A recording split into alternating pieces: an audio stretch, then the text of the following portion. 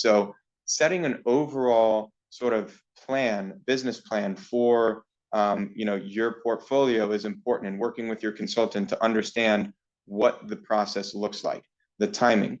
Is it then going on to the process? What is the appeals process? Is it an informal process that's followed by an administrative process? Is it just an administrative process? Is there an opportunity after that administrative process for a litigation, a lawsuit? And is that lawsuit in your typical judicial system, or is it in a tax court? So it really depends on where you are across the state, or across the country, I should say, to understand that. Another thing that's really important, in some jurisdictions, there's data requirements, submission requirements for certain data. For instance, in Connecticut and in Maryland, there is a requirement for income and expense data for income producing properties.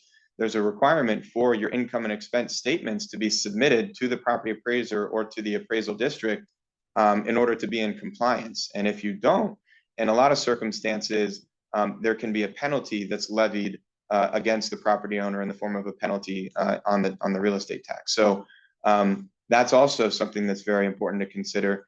In addition to how frequent is the valuation done?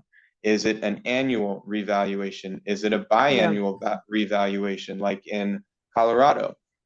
Is it every 4 years? So in North Carolina, it's at least every 4 years, no longer than every 7.